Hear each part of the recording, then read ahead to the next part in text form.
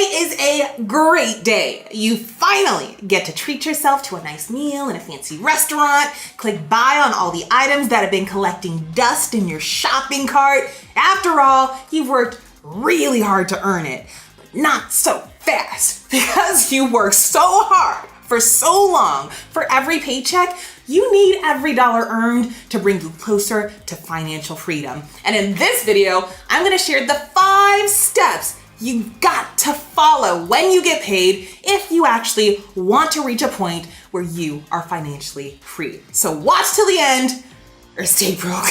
This is Millennial Money in Business. We share the tools to help you make money and escape your 9-to-5 with confidence every Monday, Wednesday, and Friday. So do me a favor, hit like and subscribe. It tells the algorithm to show our video to more people, and it gets us that much closer to hitting our goal of becoming the first woman-led business channel with more than 1 million subscribers. No one wants to live paycheck to paycheck forever. The only time it's okay to live paycheck to paycheck is when you're putting away a good portion of it for savings and investment. But the thing is, most of us did not get proper financial education or financial planning advice because money management is not of the culture. Instead, it just seems like everything is just pushing you to spend, spend, spend. That's the mindset of the majority from which you need to break free from. You need to manage your money and your personal finances using the minority mindset. Minority mindset here has nothing to do with ethnicity or gender or any of these, or the Minority Mindset channel, which is actually a really great channel. If you're into making money, check them out. Hey guys, shout out.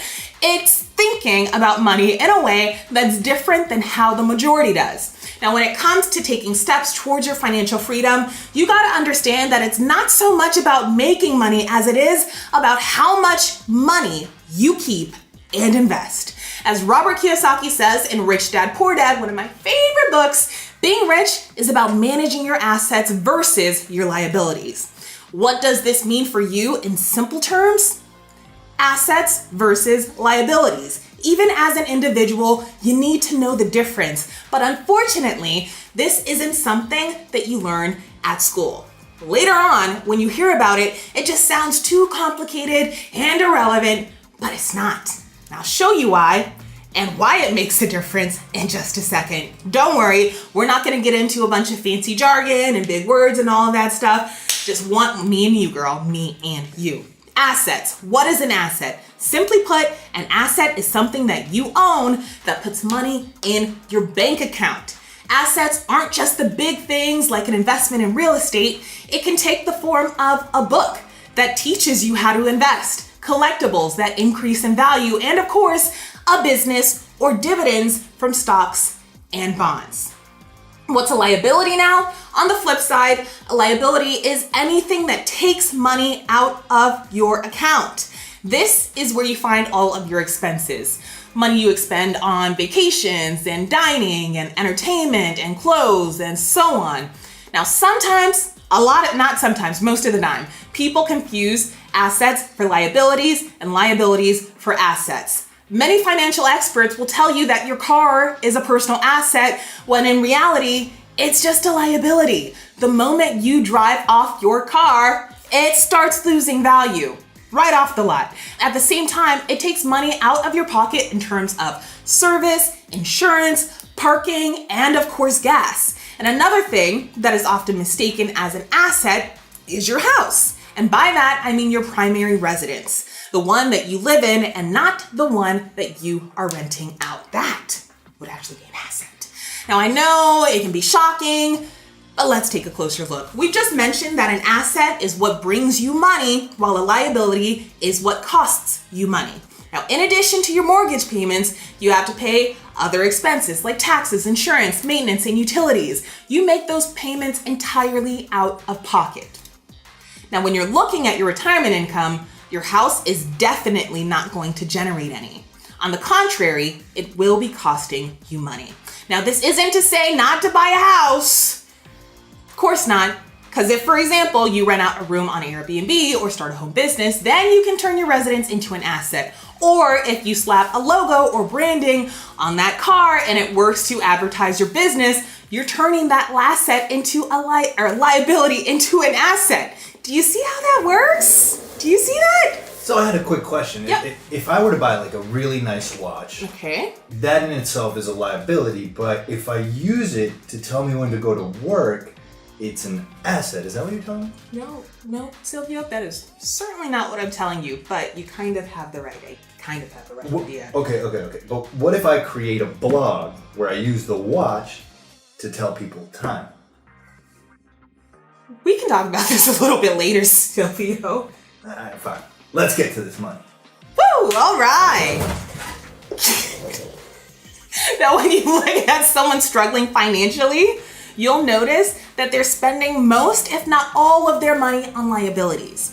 So basically, you need to focus on building assets while limiting your liabilities. Once you start to live by this rule, you will look at money in a totally different light. Instead of spending thoughtlessly, you'll be looking for ways to save money fast and money-saving tips to help you invest and create more assets that generate more income.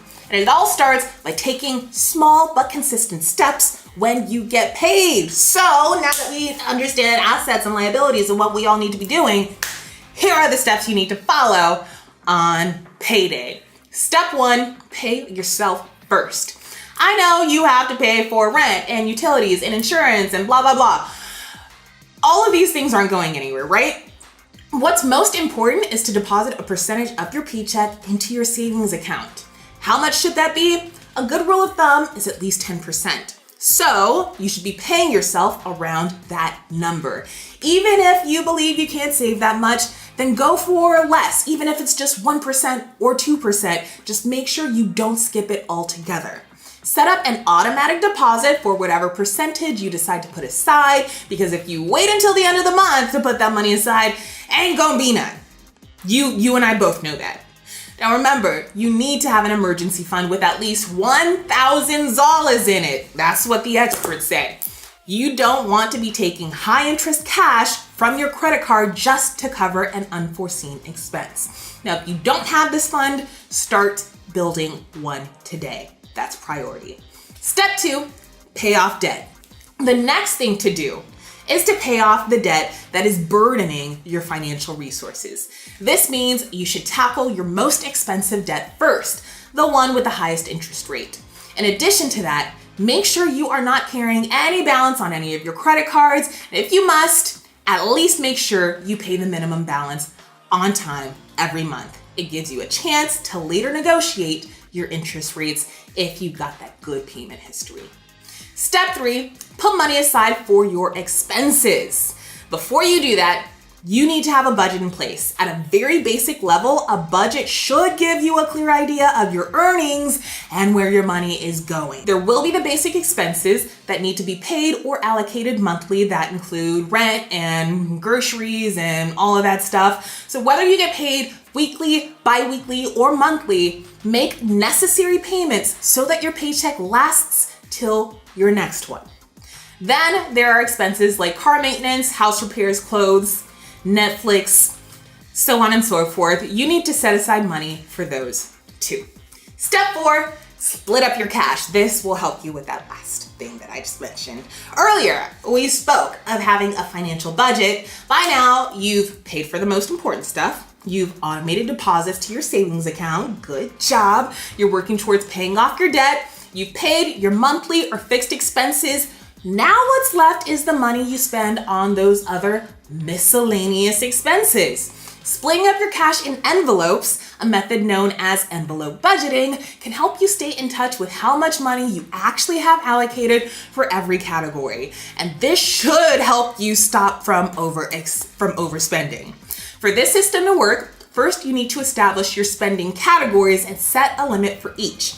It goes without saying that you need to confine your spending limits to your monthly income. Do not add in any imaginary numbers here. Like, the point of having it in an envelope is so you put the actual money in there and ain't nothing else, okay? Like, that's the idea behind this. Only count on the actual cash coming in. Now label each envelope after each spending category and write down the amount on the envelope. Now let's say you have an envelope for groceries with $100 budgeted for the week. When you go grocery shopping, take that envelope with you. This will be your limit. This way you can literally see your budget and your spending will be a lot more mindful. Step 5, go grocery shopping. Eating out can definitely drain your budget. It doesn't seem to cost too much when you're just grabbing a little coffee or a little breakfast here and there on your way to work. But if you do it on a daily basis, 5 days a week, 21 days a month, 261 days a year, multiply that by 10, that's a lot of money. Y'all know I don't math around here. So quick question, what if I use my watch to calculate how much money I'm spending? Still a watch? at Still a watch? Yeah, I'm like really stoked about Okay, it. what's the question? Can I make money by calculating? The answer is no! Fuck out of here! The answer is no, Silvio. I don't know. Now, considering that you can prepare the same breakfast and coffee at about 1/5 the price, it's important to take your grocery shopping very seriously. Maybe a fancy watch could help with this. Just playing Sylvia. Don't roll back in.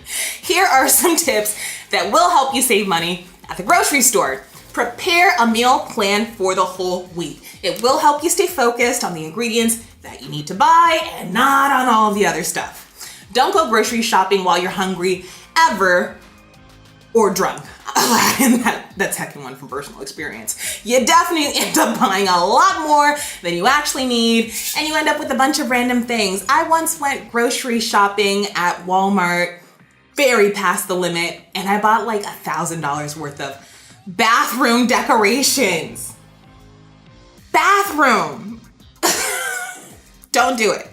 Avoid processed foods. Not only are Whole Foods sometimes Whole Foods is not less expensive, but actual whole foods, like healthy living foods, they're healthier for you, sometimes less expensive, but we're talking about budgeting at the grocery store. So maybe forget brand names. Stores items and brand name items are almost the same thing. You end up paying more for a brand name, but if you're skeptic, try out a cheaper alternative and see for yourself if there's really a difference.